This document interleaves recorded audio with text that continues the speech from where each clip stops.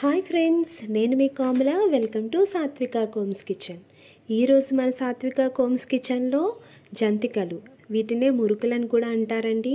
అయితే ఈ రోజుల్లో మనకి పర్ఫెక్ట్గా ఆ రోజుల్లో నాటి జంతికలు మనకి దొరకట్లేదు.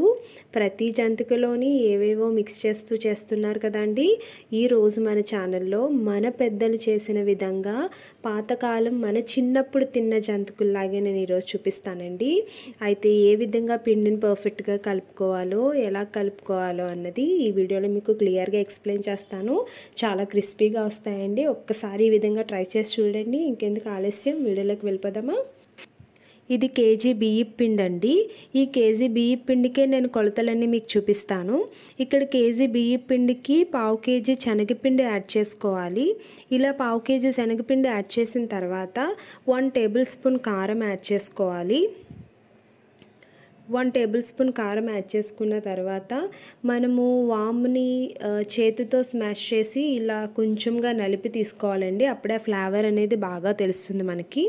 తర్వాత సాల్ట్ మనకి ఎంతైతే తింటామో, నాకైతే 2 టేబుల్ స్పూన్ వరకు సాల్ట్ పట్టింది. అండ్ 2 టేబుల్ స్పూన్ వరకు నెయ్యి యాడ్ చేస్తున్నాను. వెన్న అవైలబుల్గా ఉన్నా మనం వెన్న యాడ్ చేసుకోవచ్చు. అండ్ అప్పుడే జంతికలు బాగా గుల్లేరికి టేస్టీగా ఉంటాయి. వీటన్నిటిని బాగా మిక్స్ చేసుకోవాలి మనం ఈ విధంగాను. ఇవన్నీ మిక్స్ అవ్వాలండి. మనం వేసిన ఐటమ్స్ అన్నీ కూడా బాగా మిక్స్ చేసుకోవాలి. అంటే ఇప్పుడైతే మార్కెట్లో మనకి అవన్నీ అవైలబుల్గా దొరికేస్తున్నాయి కాబట్టి ఈజీగా చేసేస్తున్నాము. ఒక టైంలోని బియ్యాన్ని ఆడించుకుని అండ్ శనగపప్పుని మిల్ కట్టించుకొని అప్పుడు ఇవన్నీ ప్రిపేర్ చేసేవారు. ఇప్పుడు మనకి రెడీమేడ్గా దొరికేస్తున్నాయి కాబట్టి ఈజీగా మనం ఇవన్నీ తెచ్చుకుని కలిపేసుకోవచ్చు. అలాగే లాస్ట్లో నేను నువ్వులు యాడ్ చేశానండి. నువ్వులు ఎవరైతే ఇష్టపడతారో, ఎవరైతే యాడ్ చేసుకోవాలనుకుంటారో ఇప్పుడే యాడ్ చేసుకోవాలి. అండ్ కాచి చల్లార్చిన నీళ్ళని యాడ్ చేసుకోవాలి. ఈ నీళ్ళని యాడ్ చేసుకున్న తర్వాత పిండిని జాగ్రత్తగా కలుపుకోవాలి. మరీ గట్టిగా కలిపేసుకోకూడదండి. చపాతీ పిండిలా గట్టిగా అస్సలు కలపకూడదు.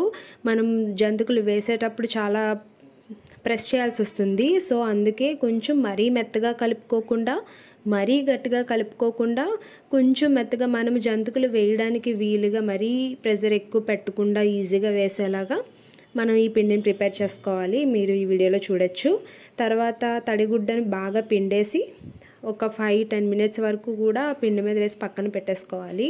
ఇప్పుడు మనము డీప్ ఫ్రైకి సరిపడా ఆయిల్ని వేసుకోవాలండి. ఒక లోతట్టు పెనం తీసుకుని డీప్ ఫ్రైకి సరిపడా ఆయిల్ని చేసుకోవాలి. ఆయిల్ బాగా హీట్ ఎక్కిన తర్వాత ఈ విధంగా మీరు జంతికలు డైరెక్ట్గా వేసేసుకోవచ్చు. వేసే ఎక్స్పీరియన్స్ ఉంటే వేసేసుకోవచ్చు. లేదంటే గరిటె మీద కానీ, పేపర్ మీద కానీ, క్లాత్ మీద కానీ ఫస్ట్ వేసేసుకొని వాటిని తీసుకుని మీరు నూనెలో వేసుకోవచ్చు. ఇలాగా ఫ్రై అనేది బాగా ఫ్రై చేసుకోవాలి. అటు ఇటు తిప్పుకుంటూ ఈవెన్గా ఫ్రై చేసుకోవాలండి. అప్పుడు ఈవెన్గా మనకు జంతిక ఫ్రై అవుతుంది. కొంచెం వేగి ఎక్కువైనా సరే జంతిక అనేది చేదొచ్చేస్తుంది. ఇలా ఈవెన్గా అటు ఇటు తిప్పుకుంటూ చాలా జాగ్రత్తగా వేయించుకోవాలండి. అప్పుడే జంతిక అనేది చాలా టేస్టీగా ఉంటుంది. కొన్ని రోజుల వరకు కూడా మనము ఈ జంతికని నిలవ పెట్టుకుని తినచ్చు. చాలా టేస్టీ ఉంటుంది. సో ఈ విధంగా వేపుకున్న తర్వాత మనం పక్కకు తీసేసుకోవడమే. చాలా టేస్టీగా ఉంటుందండి. మీరు చూడొచ్చు. అంతే, మన జంతికలు ప్రిపేర్ అయిపోయినాయండి. చూసారు కదా ఎంత కలర్ఫుల్గా, ఎంత బ్యూటిఫుల్గా ఉన్నాయో. చాలా క్రిస్పీగా ఉంటాయండి.